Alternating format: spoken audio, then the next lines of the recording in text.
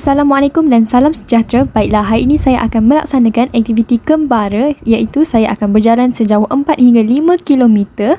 Baiklah, perkara pertama yang perlu kita pastikan iaitu memakai pelindung kepala iaitu topi, pakaian yang bersesuaian dan juga kasut sukan. Perkara lain yang perlu kita titik beratkan iaitu parang, first aid dan juga air. Baiklah, mari kita mulakan. Okey, baiklah, jadi sekarang saya tengah jalan di kawasan hutan. Okey, di sini kita dapat lihat ada satu halangan yang panjang. Jadi saya perlu lompat kayu ni.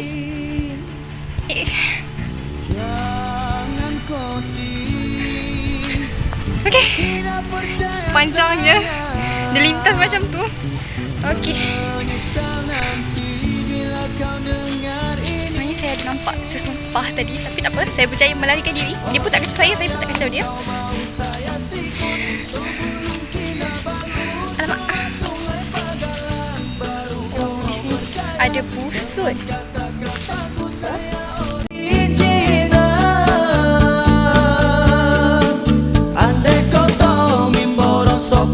Okay, jadi waktu saya jalan-jalan, saya nampak buah nyok. Buah nyok. Oh, sedapnya kalau dapat ayak nyok. Jom, kita teruskan lagi.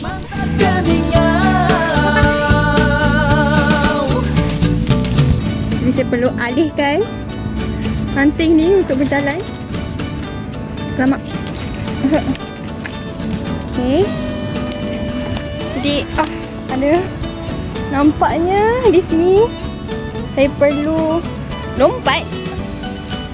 Pun okay, saya tak pasti kayu ni selamat ke tak untuk saya guna. Jadi saya perlu lompat. Okey.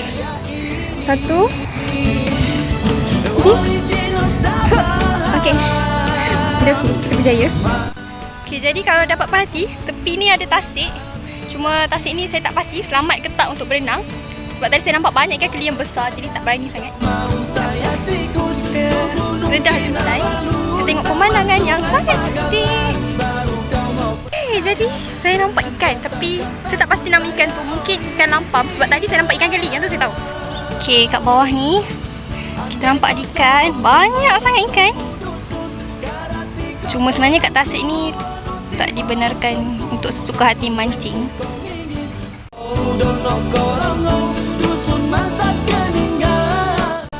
Okay, saya ada jumpa satu pokok ni, tapi saya tak tahu pokok apa. Nanti balik saya cari. Mungkin boleh makan, tapi saya tak berani sebab saya tak tahu beracun atau tidak. Nanti kita akan cari maklumat. Banyak. Dan comel. Jadi kalau dalam hutan kita nak tahu satu buah tu boleh makan ke tak, ni tak tahulah teori ataupun kata orang-orang tua, jadi kita dengar je. Apa yang saya tahu, kalau monyet makan, benda tu tak beracun dan kita boleh makan. Tapi kalau burung makan, belum tentu. Mungkin boleh, mungkin tak. Jadi kita kena mempersiapkan diri dengan banyak ilmu. Kita kena sentiasa baca untuk meningkatkan ilmu pengetahuan dan mempersiapkan diri, terutamanya bila kita masuk hutan. Jadi kita tahu buah apa yang kita boleh makan. Sebab dalam hutan ni kita akan jumpa pelbagai pucuk-pucuk, buah-buahan. Jadi kalau kita banyak ilmu pengetahuan, banyak yang kita boleh jumpa. Dan banyak yang kita tak jumpa di luar, kita hanya jumpa dalam hutan. Sungai Bagalan, baru kau mau percaya dengan kata-kataku, saya original.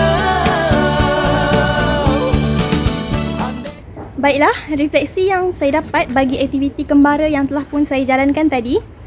Waktu saya kembara tadi, banyak sangat cabaran atau liku-liku yang perlu saya hadapi. Sebagai contoh, saya perlu menyeberangi tanah tidak rata, seolah-olah membentuk seperti longkang yang agak besar yang memerlukan saya untuk lompat. Sebab tak ada peralatan atau batang kayu yang boleh saya jadikan jambatan.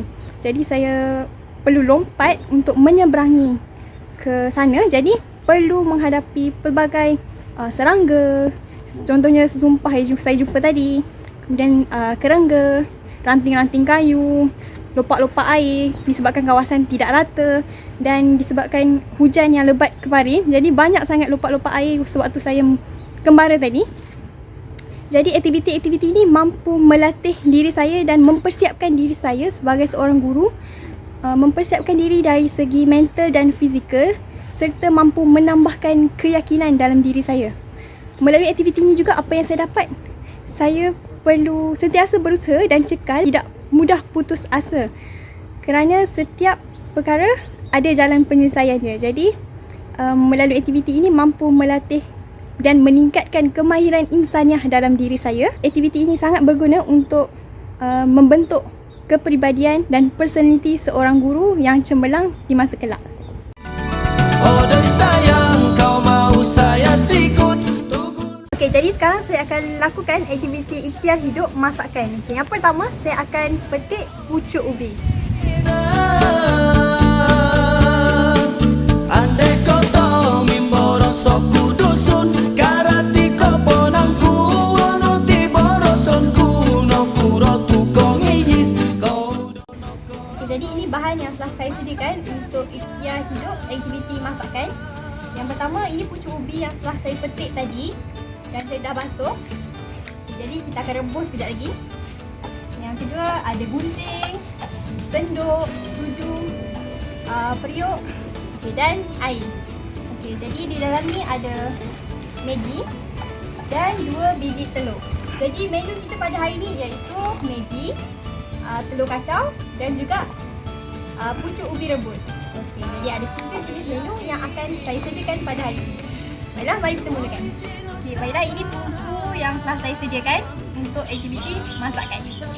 Jadi kita akan hidupkan api dulu. api. Oh doi sayang, kau mau saya sikut, tuh gunung Kinabalu sama sungai Pagalan, baru kau mau percaya dengan kata-kataku saya original. Okay, baiklah, kita akan biarkan pucuk ubi ni sampai dia lembut. Okey, jadi menu kedua kita iaitu Maggi. Oh doi sayang, kau mau saya sikut, tuh gunung Kinabalu sama sungai Pagalan, baru kau mau percaya dengan kata-kataku saya original. Andai kau tahu mimboro soku dusun, karati kau ponangku, ono tiboro sonku, no kurang tukong ingis, kau dono korongo, dusun mata keninggal. Oh doi sayang, kau mau saya sikut, tuh gunung Kinabalu sama sungai Pagalan, baru kau mau percaya dengan kata-kataku saya original.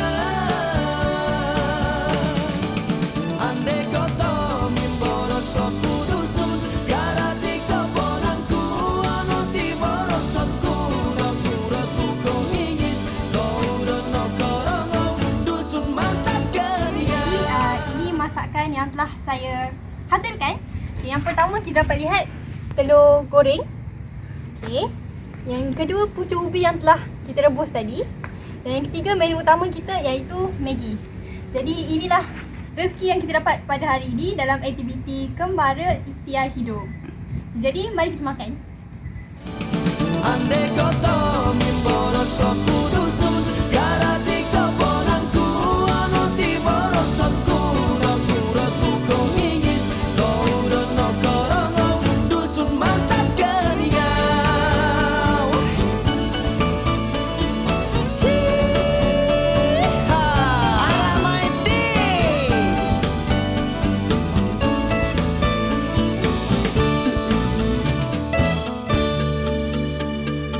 Baiklah, itu saja untuk masakan dalam aktiviti Kembara dan Ikhtiar Hidup. Okay, baiklah, refleksi untuk aktiviti masakan Ikhtiar Hidup. Okay, jadi apa yang saya dapat setelah saya lakukan aktiviti masak ni, saya dapat kena pasti kita sebagai guru ni kena sentiasa bijak mengatur strategi macam mana kita nak gunakan peralatan yang ringkas yang tak adalah selengkap di rumah, tapi menggunakan barang-barang asas untuk kita menyiapkan makanan.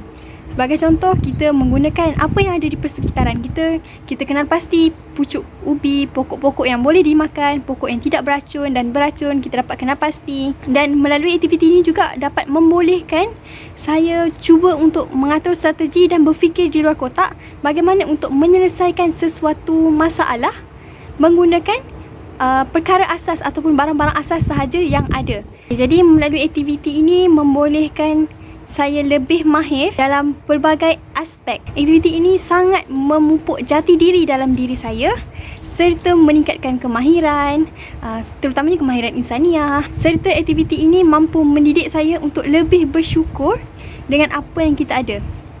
Jadi kita boleh menyesuaikan diri kita dengan alam, kita keluar daripada dunia teknologi. Kita hanya gunakan perkara-perkara asas ataupun bahan semula jadi yang terdapat di dalam hutan. Secara keseluruhan, aktiviti Kembara dan Ikhtiar Hidup ini sangat memberi kesan kepada saya dan aktiviti ini sangat menarik yang mampu mendidik saya bukan sahaja daripada segi fizikal tapi ketahanan mental juga. Baiklah, itu sahaja refleksi yang dapat saya simpulkan melalui aktiviti-aktiviti yang telah saya jalankan.